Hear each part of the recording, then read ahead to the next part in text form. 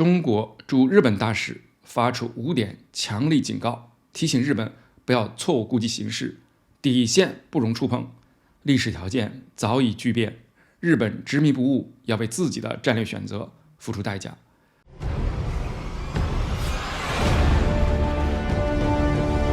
欢迎来到新的观天下。在美国极力搅动亚太局势的当下，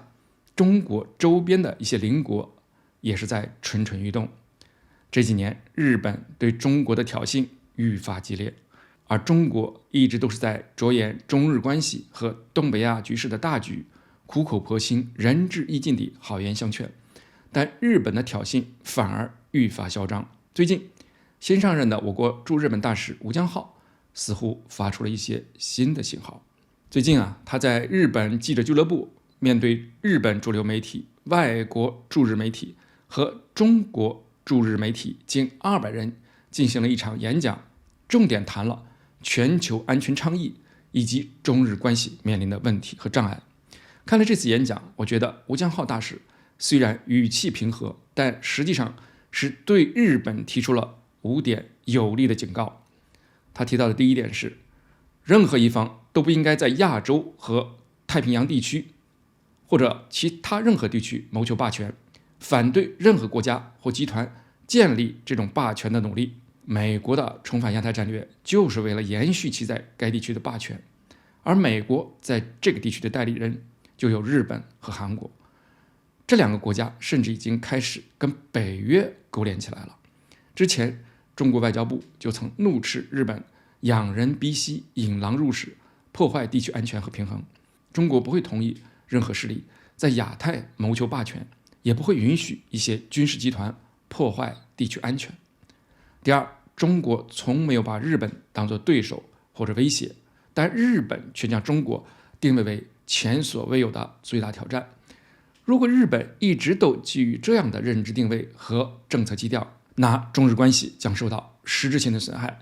也不可能健康稳定发展。日本右翼势力抬头，民间对华的态度同样也是愈发恶劣，这种趋势是非常危险的。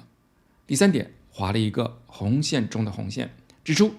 台湾问题是不可逾越的红线，鼓噪台湾有事就是日本有事，既荒谬又危险。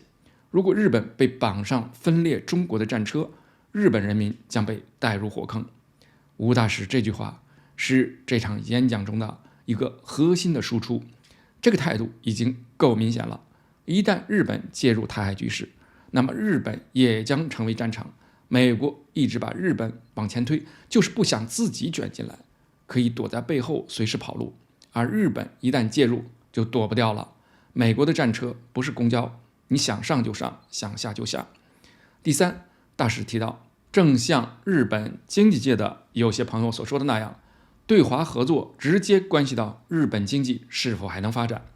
以往日本还能玩正冷经热，但是对澳大利亚杀鸡儆猴的那招，日本应该已经看懂了。